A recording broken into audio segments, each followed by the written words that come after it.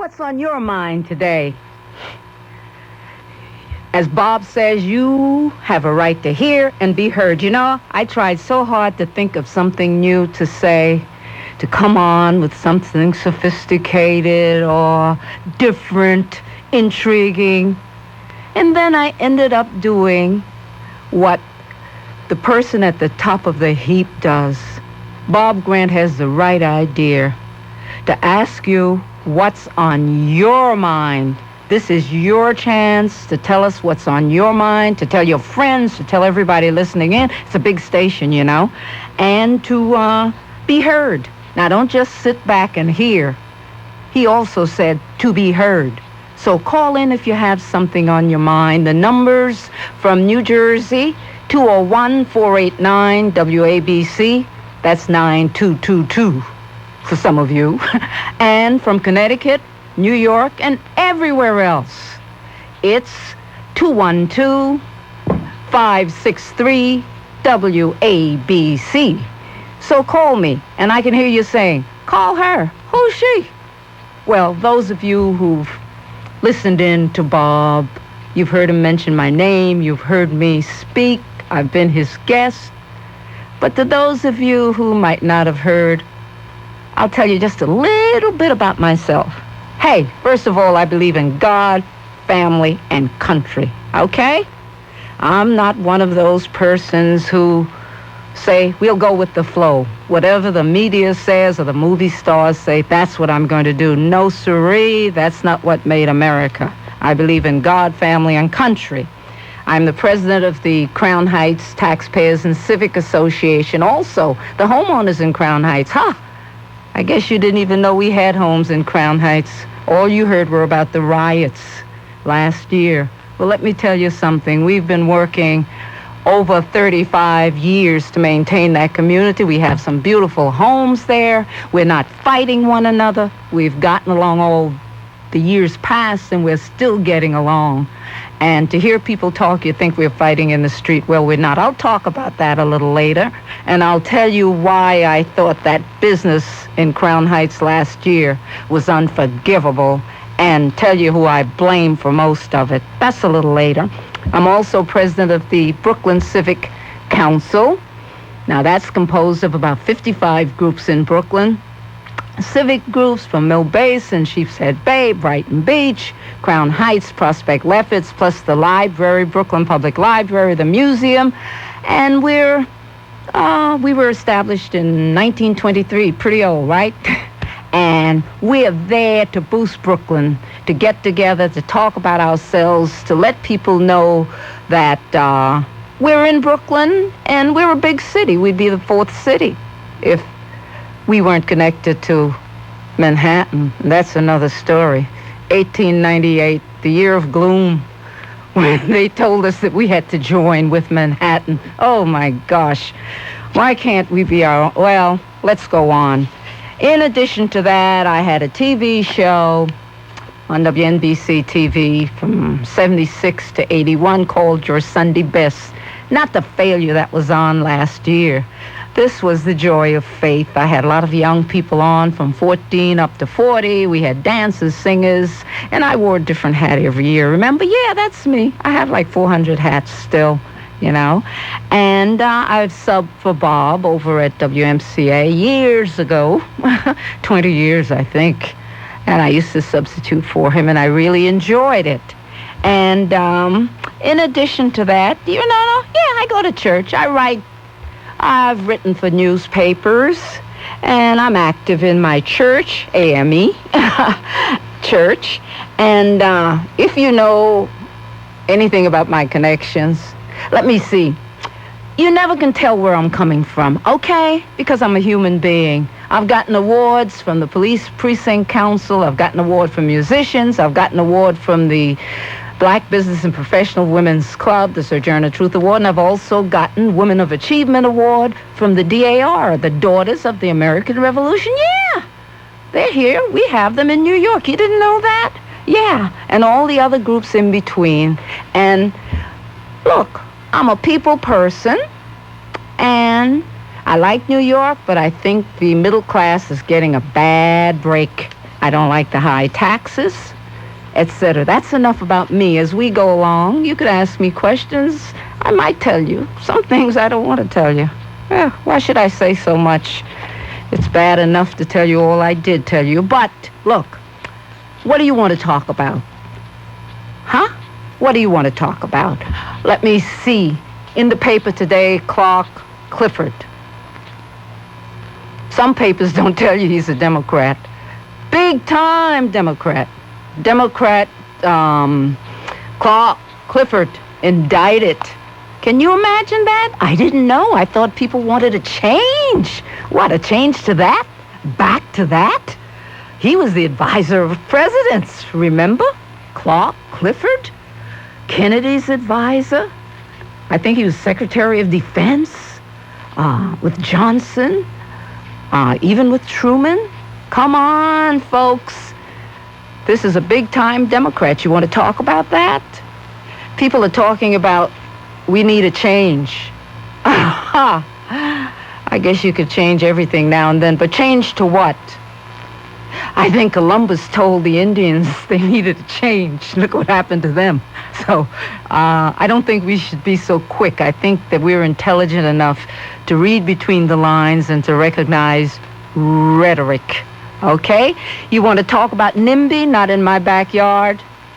People blame us, you know, for saying, I don't want a homeless shelter in my backyard. I don't want a jail in my backyard. Well, doggone it, don't apologize for that. I mean, you work hard, you pay taxes, you try to move to a nice neighborhood, and then the city comes along, and they say, you're living too well. Let's make you unhappy. Why should we just make the people in Manhattan unhappy? Let's put the homeless shelters in your neighborhood. Now, maybe homeless shelters wouldn't be so bad, but how are they selecting the people who go into those shelters?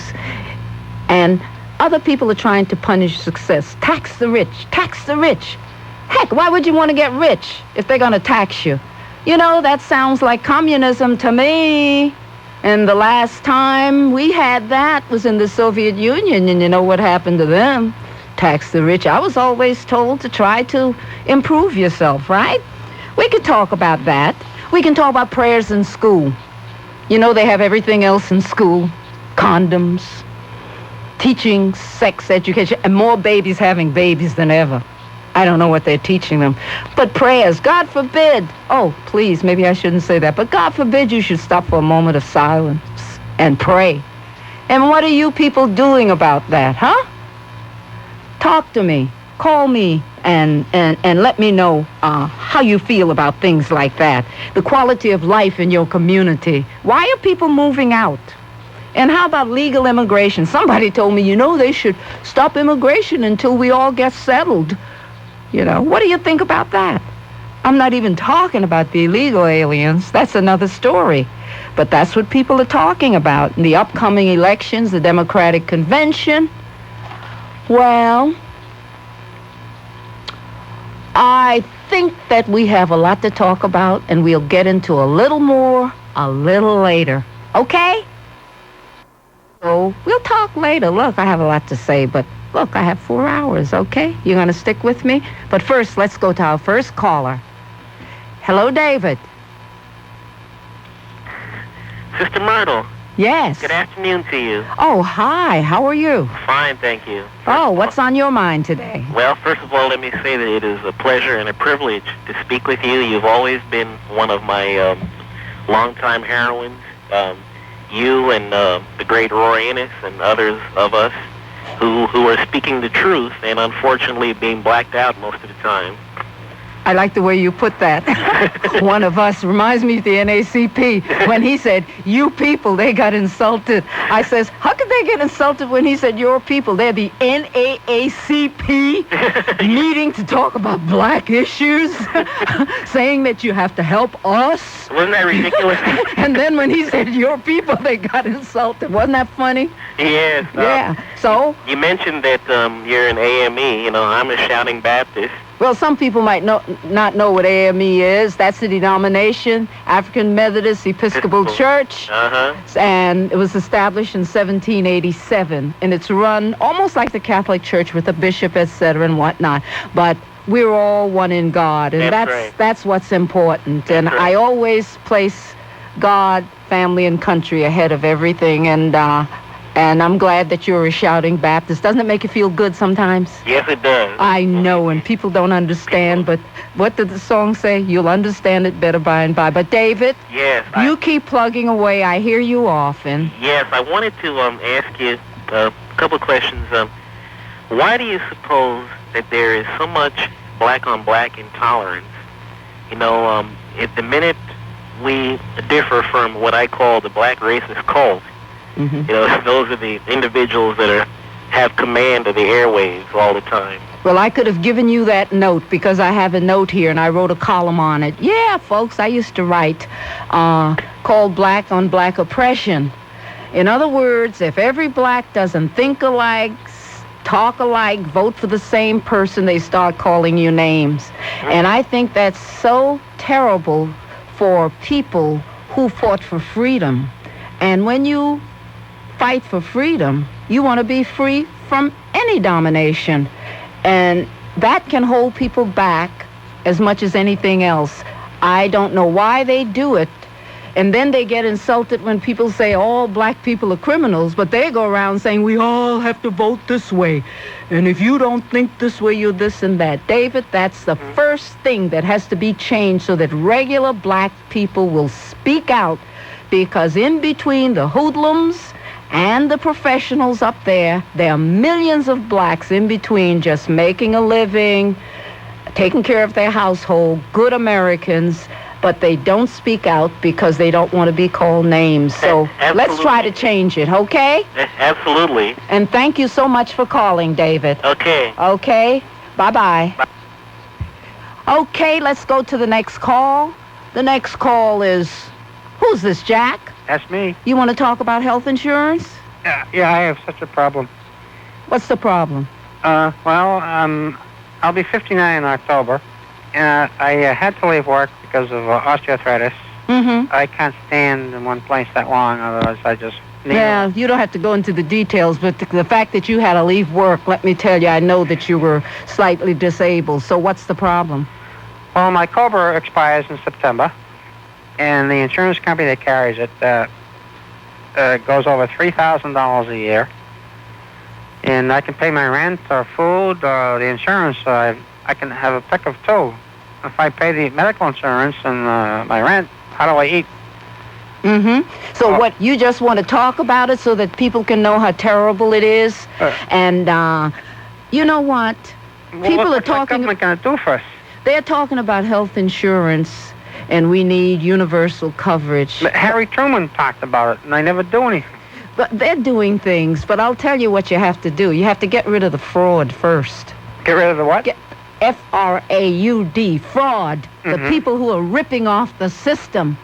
You know, you just read about the doctors who give phony prescriptions and they resell the prescriptions. And the doctors, when they see you have health insurance, you go into a hospital, the sky's the limit. And then they tell you, well, you don't have to pay. Like heck, you don't have to pay.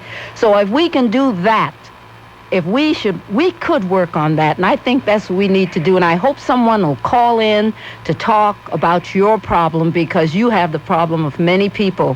And we're going to have to do something about it. Okay? It's rent, food, or insurance. I can pay two, but not all three. I know. If I don't pay the insurance and I'm sick, do they just throw me out and say hit the road? No, they don't. You know that if you have no money, they'll take care of you. You just go and you get free help. That's right. They make you a pauper and then they'll pay. So I've never... hold on.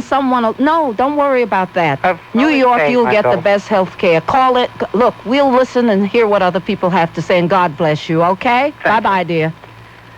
Okay, let's go to the next call. Is that permissible, guys? Okay. Hello? Who's this, Frank? This is Frank Perry. Oh, folks. When he said Frank Perry, you know, we usually don't give last names. You know, I had a show called Your Sunday Best where I had young people on, and I want all the young people who are now young adults to call me, Frank, you're a lawyer already. That's right. That's right. And you were on my show. Frank was like a regular, folks, and I knew that good things would happen to him. And I'm so proud of you, Frank. You, Judy, What are you doing for yourself? Well, I'm a senior court attorney for the appellate term of the state, but I'm calling primarily to congratulate you. It's great to hear you back on the air. We need more people like you who are out there advocating what is right. I mean, you are one of my inspirations because you taught me and showed me to stand up for what I believe in, even though it's not the majority opinion. Oh, thank you, Frank. Folks, I didn't pay him to say this, but the kids, the young people know that I'm very proud of them, and Frank was always doing the right thing. And, you know, you do so much for the kids who get in trouble, which, you know, we should help them. But, Frankie, I've always said we have to do a lot for the young people who follow the rules. Big time appellate court lawyer? That's what you are now? That's right. That's right. And what I'm calling primarily to do, not only to congratulate you, is to encourage our young people, as you have often done. Encourage them to stand up, even though it's not chic, even though they won't be hanging out with the majority crowd. You've got to stand up and say no and to do what is right. Well, thank you, Frankie. You're welcome. And I love you, and I tell people about you all the time, and you keep on keeping on, and I wish that sometimes people could really hear you on the air. I'd like to hear you and Judy doing a show together, okay? Good luck. Thank you, dear. Bye-bye. Bye-bye. And now I don't know, instead of going right to another call, I'm very proud of Frankie and the other young people. You know, I'm on the board of the Young Men's Christian Association. I was the first woman on that board, and that's more than 20-some years ago. And we'll talk about that a little later because there are a lot of young people doing the right things. Talk to you later. And before I go to the next call, and I will get right to it, did I tell you that I was a housing manager for 20 years? And I want all those people who remember me. Let me see if I did anything real bad. No, I was a pretty good manager. You can call. Those of you who thought I was terrible, don't call. No, seriously, though. I was a public housing manager for 20 years, and I worked at Gravesend Houses, Coney Island, Marcy, and the last place for 10 years at Carver Houses opposite Mount Sinai Hospital. We had an amphitheater. We had good people there. We tried so hard to do things for the good people. And I really feel for people who live in some of these houses and then they're inflicted with some of the people who really destroy the place because there's so many beautiful families. We had a Miss Carver Houses. So look, all you people at Carver, we had a lot of fun in the amphitheater, and I really love you and think about you all the time. So call in, huh? Okay, let's go to another call. Let's get Louis from Brooklyn. Louis? Yes, hello. Hello. I'm happy to be heard on Bob Grant's show because when I call Bob Grant, he did not let me speak. He asked me where I'm from. I tell him I'm from Jamaica. He tell me, get out of his country, go back to your country. You're from Jamaica? Yes, I know I'm Spanish, but I am from Jamaica. Well, that's possible. So what do you have to say? Well, I was concerned about the Haitian immigration. What about it? Well, you seem to identify yourself as a good Christian woman. I want to know... Well, I'm Christian. I don't know how good. Well, that's Go good. ahead. To remain humble, you know. Yes. But considering that you're on the Bob Grant show, and on February 27, Bob Grant said that the Haitian people should drown. That was his exact words, in addition to all the other racism about the... So why didn't you call Bob and speak to him about it? I told you. He told me to go back to... He doesn't want to speak to me because of my voice. He's very racist against black people, but especially... Oh, I don't think so, but I'm not going to talk against Bob. He has his style and I have mine. Well, I think he's more than style because when you talk about genetic inferiority... So what are you going to do about it? Sterilization, all those kind of things. You know you're okay? I'll tell you something. Okay, I want to know your position about the Haitian immigration because there's so much hatred against black people on this show. And since you seem to be speaking nice things about Bob Grant, I want to know what is your position about the Haitian immigrants, please. Do you know that I'm black? Did you get that? Did you understand I've heard that you are. I don't think it really matters. And no, well, it must matter. Says everybody's brown. It must matter. You're bringing it up. So it must be very important. I don't see skin color because It's not relevant. Okay, then let me say, you ask me something, let me answer you. About the Haitians. Let me answer you, yes. But first I have to tell you this. You have to love yourself. Oh, I do. And a long time ago, there's a saying, and I think it's very cute. The little kid says, I know I'm somebody because God don't make no junk. Okay? And once you feel that way about yourself, you shouldn't care what anybody says. Now, as far as the Haitians are concerned, I know plenty Haitians. I know lots of Haitians. We have legal immigration. People apply. They come in. I've known Haitians who came in when Papa Doc was in power. And people who've made fine lives for themselves, right? So I admire those people. I have some I like, some I don't like, just like everybody. About the refugees, your position on the refugees in 1992. Well, my position on the refugees is they should come in through the usual channel. We elect people to handle those things, to make decisions. Now, you're talking about how bad things are in this country, right? There are no jobs. That's what the Democrats are saying. There are no jobs in this country. Things are bad. Why bring people into a country if things are so bad? Why not? Things are so bad. Why don't you help the people who are here? Why don't you encourage the other countries to share the load, to take some people? And I believe that's the way it should be done. And once you have chaos, anybody could come in, do what they want to do. I think Haitians who are here don't like that. We want things that... Political refugee, because when... Well, look, that's a question. I won't argue with you, but let me tell you something. Nothing I say is fixed in stone, okay? And I'm willing to listen, but I also know that if this country is overcrowded, things are not good for the people here, including yourself, then maybe we should... No, I'm doing very good, but you see, in our church... Oh, you are? In our church, we've a very strong position in support of the Haitian people, because... That's what makes a ball game. Some people feel one way. Please. Yes. Bob Grant also expressed death wish against Magic Johnson. He said that now that... Look. That's what Bob thinks. Well, you need to take a stand against this. I don't need to take a stand. I'm doing a show. You were heard, and you listen and hear what other people have to say. I'm not here to take a stand on every single thing. Some things I haven't made a decision, but I bless all people. God bless you.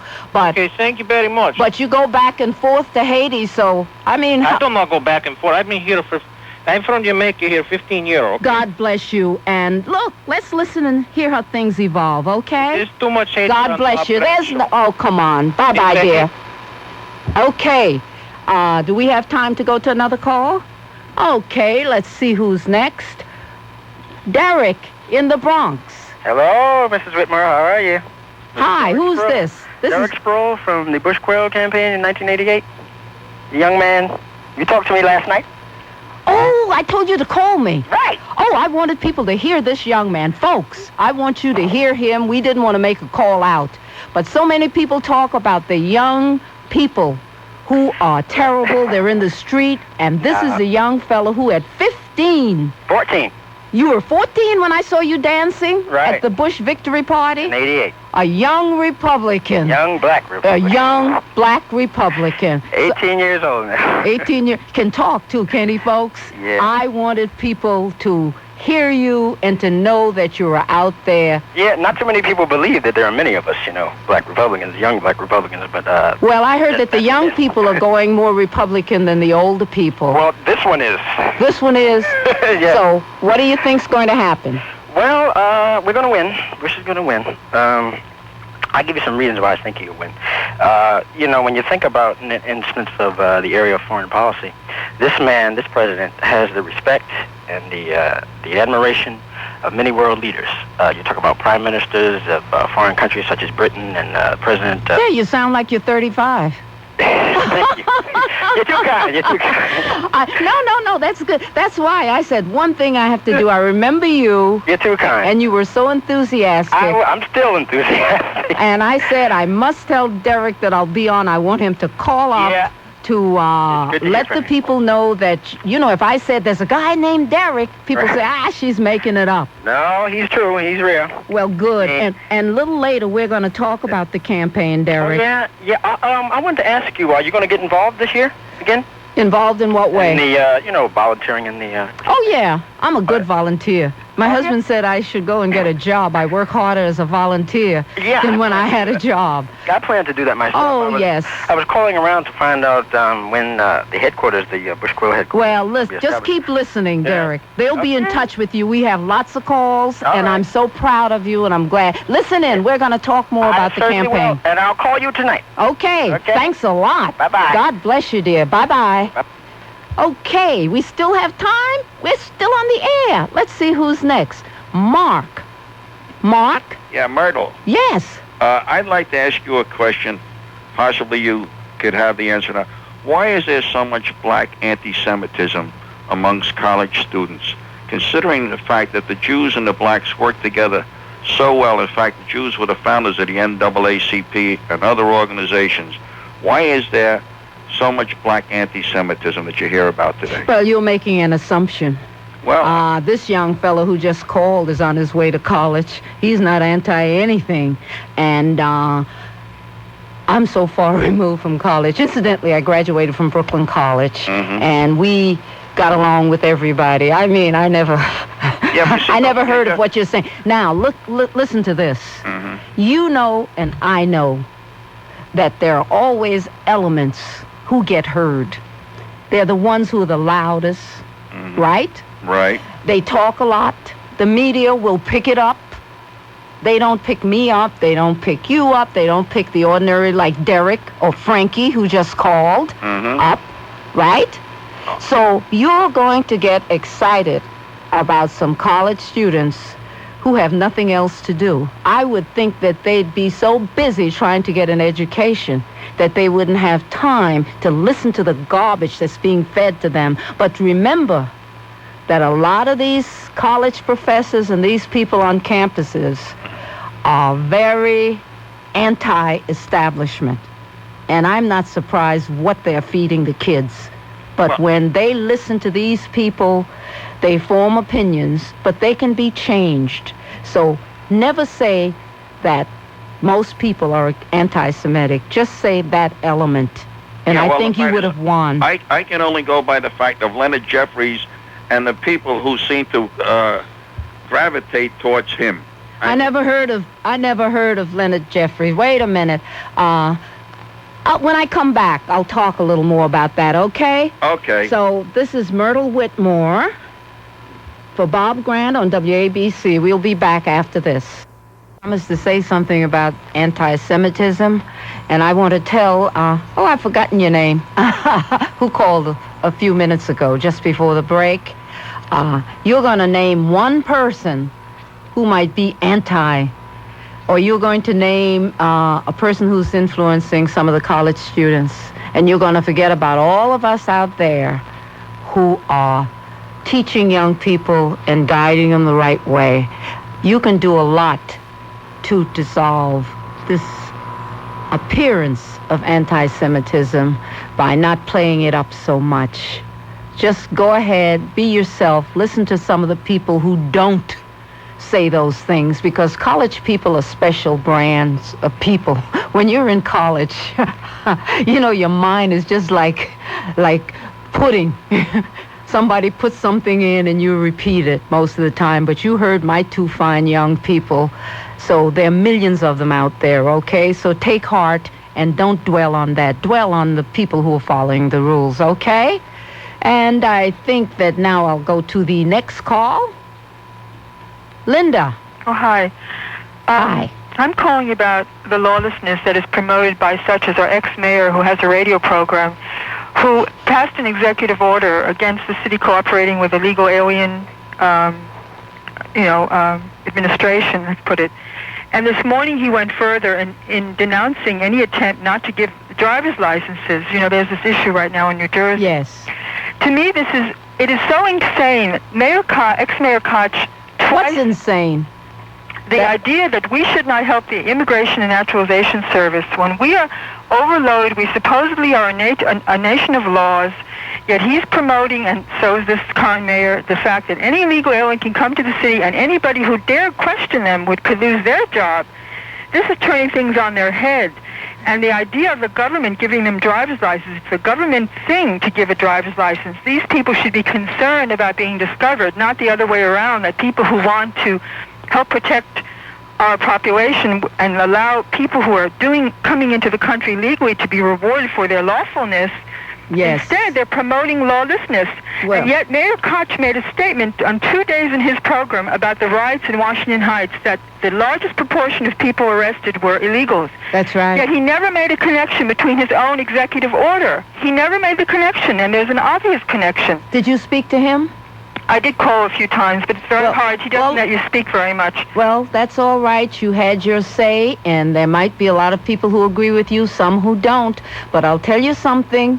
We are going to have laws enforced, because if we don't, we'll have anarchy, and people will be subjected to the kind of laws that they ran away from. Right. So I agree with you that we should look into this and have the people who come here, who want to come here to become American and be law-abiding citizens, have them rewarded. Right.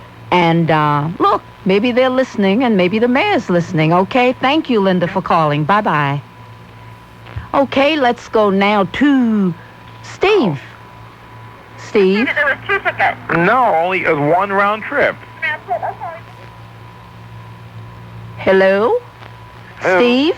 Yes, hi, Myrtle, how are you? Okay. It's a pleasure, Myrtle. I'm so glad that young black people are calling up. I listen to Bob, Yes. and I'm black like you are.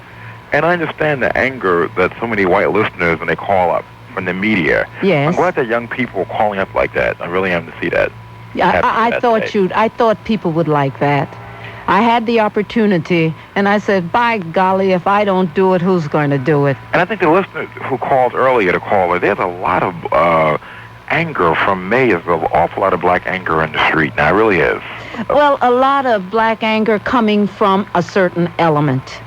And, you know, I don't like it when people say, oh, the black people rioted because the black people. This was an underclass, an element. And if you watch the media, I watch the news from 2 o'clock that morning till 6 in the morning. There were Hispanics, whites, as well as That's black right. who broke the ones open there. That's right. That's Tom right, Brown. Steve. And look, as long as I can, I'll spread the word. And let's not just say the black community. There's an Or you element. people. Okay? Okay? And thank you so much for Thank you. calling. Bye-bye, Okay, go on. Steve. We're going to a commercial now. Myrtle Whitmore sitting in for Bob Grant. Be right back. People, so before we really start the real controversy, I thought it would be nice to hear what some of the people are doing about helping the young people who follow the rules, and also some of the young people who are at loose ends. I told you that, did I tell you? I was the first woman on the board of the Young Men's Christian Association for all of New York. I think we have like 20 branches and 100 and so sites for activities. So I thought, while all this fuss is going on with young people, that we talk to someone who's out there with them and trying to do something new, a new commitment to the young people. So let's speak to Lester Bates, who is the corporate teen coordinator for the YMCA of Greater New York. Lester? Hi, Myrtle. How you doing? Very good, thanks. How are you? Okay, we just wasted that second, so let's be fast. Okay. Tell me what you're doing. Well, it's really great. I heard a caller come in and talk about how you encourage young people every day. Yes. And here at the Y, we really do that every day. And we recognize that young people are doing positive things throughout the city. And we find those young people and bring them into our buildings and help develop them. And so what really, kind of programs do you have? some of our leadership programs, we have leaders clubs at each branch where stressing volunteerism and community service and developing young people in their self-esteem. Another one of our programs, which we're very proud of, is Youth in Government. And this is a program where we actually go up to Albany and take over the state buildings for a weekend. And I'd like to take it over from Never mind. Go ahead. It's wonderful, and you should hear some of the ideas. People should start listening to youth more often, and that's what this program offers to them, is a platform to speak on. Oh, yes, and how about the teen centers? Our teen centers are throughout the New York area, all 5 boroughs, and in most of our branches, actually all of our branches, we have teen centers.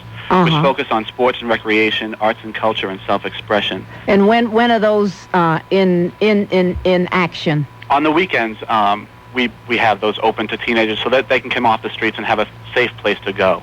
I have Paula Gavin here, the president of the YMCA of Greater New York, if you'd like to speak with her a little more. Yeah, we just have another minute. And Great. Ladies and gentlemen, I want you to know that the Young Men's Christian Association has its first woman president in 140 years. Paula, hi. Hi, Myrtle. We love kids. That's what the YMCA is all about. There you go. We think each of them have got something special to offer. So what we're doing is trying to find that something special. Just like you have a lot of special things to offer, Myrtle. That's why you're on our board of directors. Well, thank you. You're a special person. We're glad to have you, a celebrity, too. It's great to have you on the air. Oh, Paul, I just love you. I thought I had a reason.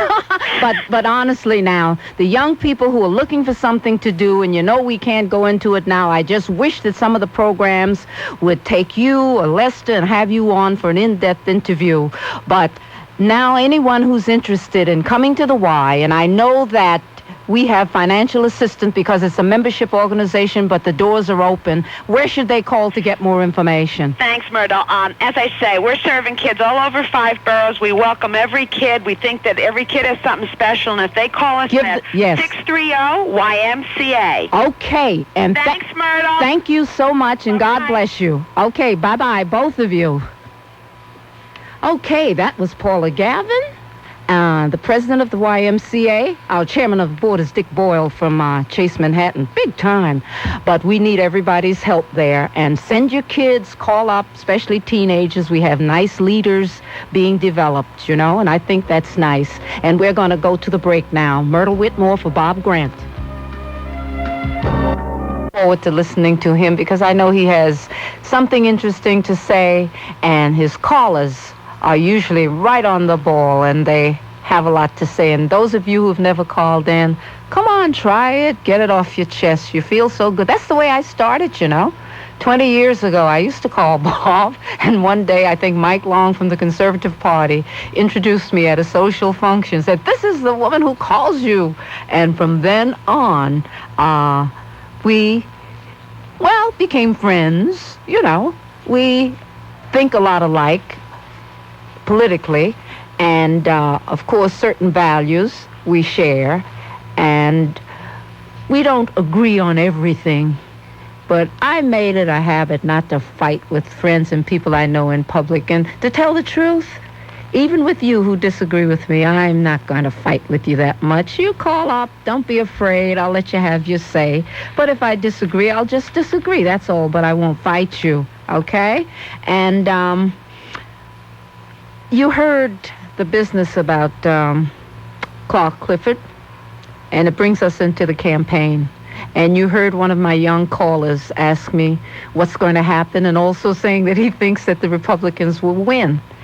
And I tell people, don't go by the polls now, because I think just a month or so ago, weren't the Democrats trying to get a brokered convention?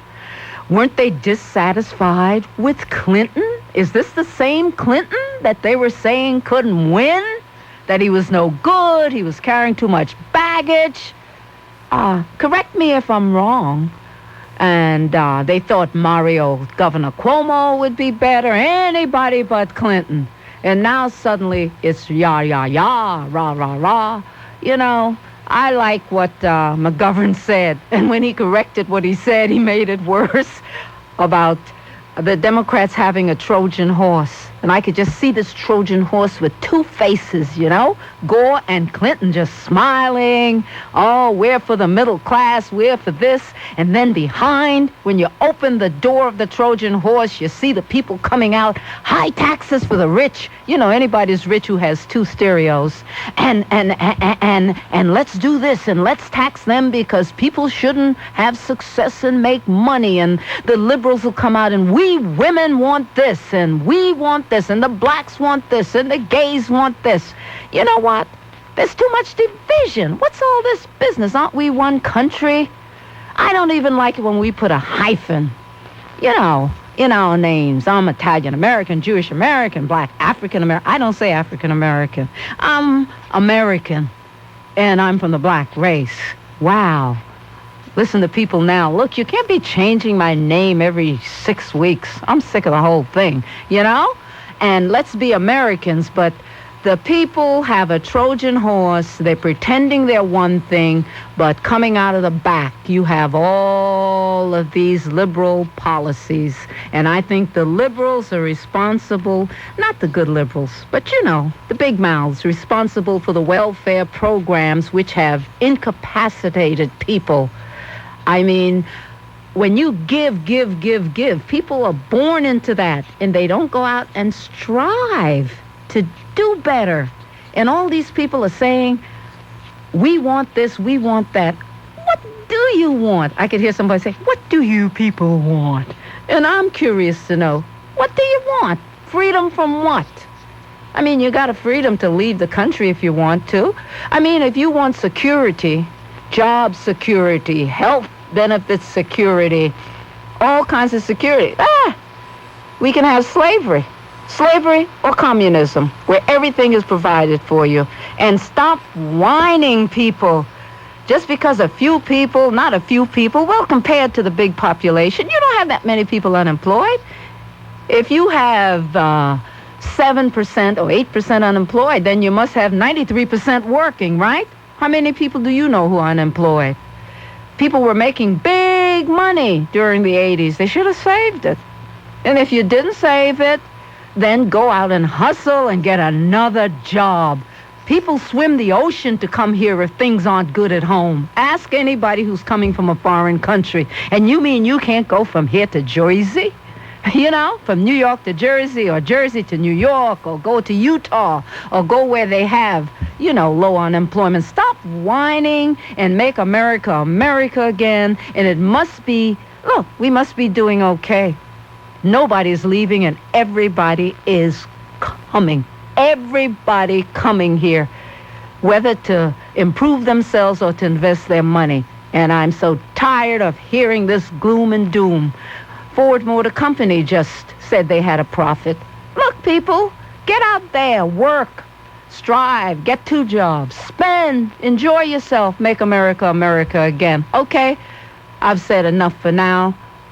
Let's go to Dave. Hi, Dave. Hi, Myrtle. Hi. Myrtle, in the past, it was a pleasure to hear you as a guest, and I was very happy today to hear you as the host. Thank you. Of this show. Thank you. About an hour ago, I don't know if it was a statement or a question, but you asked for a description of the people between the criminal element and the so-called educated rabble-rousers. Didn't ask for a description. I just said there are millions between. Well, they're Americans. Black, white. Millions, that's right. And we need to hear them. Me as a white male, middle-aged, I need to hear from you and Darrell and Frank. I need to know that there's somebody out there with some common sense, and I'm tired of hearing that it's my fault. And well, you don't hear me saying that. No, and it's just, I just want to tell you how good it is to hear that, you know, that there is some common sense out there and some element of, you know. There are plenty of people out there, and years ago, you know, affirmative action was started to encourage people to seek them out and to bring them in. It wasn't made for quotas, and I said then that the best, like in civil service, the best solution, the merit system. The merit system, you make it, you get it, because while some people yell for affirmative action on the job, and they don't yell for affirmative action in the basketball league or the football league. So there are many millions of us out here going about our business, and maybe you'll hear us one day. We need to hear from those millions of people. Well, how are you going to hear? You're going to open a station and have us on every day? Well, I don't know. Bob Grant could have you back every other day. That wouldn't be so bad for me. Okay. Although I've gotten to the point I don't like to work too much, but I'll do my best, and with young people like Derek and Frankie and the kids from the Y coming up, and from other agencies coming up, I'm sure that we'll make it, okay? Thanks a lot, Dave. My faith. Thank you. Bye-bye. Bye-bye. Okay, let's go to, this is John from Connecticut. Hi, I was wondering, maybe you can answer this question for me, but why do other blacks tend to ridicule blacks that maybe don't talk like them, articulate, don't act like them, doesn't share the same political views. I come from an upper middle class black family, and I know I'm like constantly ridiculed because of that. I'm constantly ridiculed because I don't walk like them, I don't talk like them, I don't act like them. You know, my opinion is this, okay? I think we should stop dwelling on the past and worry about what we can do for ourselves during the present and the future. Amen. I mean, it's like ridiculous. We need to stop blaming the white man. If you want to do something, go out there and do it. There's nothing stopping us now. Amen. And Amen. And one more thing. What I don't understand is this. I heard your the person who called earlier, your guest from the YMCA. Yes. Maybe because I'm more fortunate than others, but why is it that we have all these programs for these blacks? I mean, like I said, what's stopping you? Oh, no, the YMCA. Oh, the YMCA is just the opposite. Maybe you didn't hear me when I said the YMCA is a membership organization. And I've been on the board 20-some years. I was the first woman. And I'm against too much government funding. And the YMCA is a membership. You join, you pay. You pay your way. But what we do is if a young person wants to come into the program and follow the rules and have fun, if they need any kind of private assistance, we do that, like scholarship, but it's not government funded. No, we're self-supporting. The YMCA is just the opposite. And I am not a believer in a million programs. If people wanted all that funding, they should have stayed in slavery. I agree with you, and I'm proud to hear you. We need to stop blaming other people. Well, a lot of us have stopped. You don't, do you? No, I don't. Oh, well, there are many. My friends don't, and the young people in my family don't. So, but you know, sometimes they're afraid to speak out because the people in the spotlight. I understand why, because when you speak out and don't agree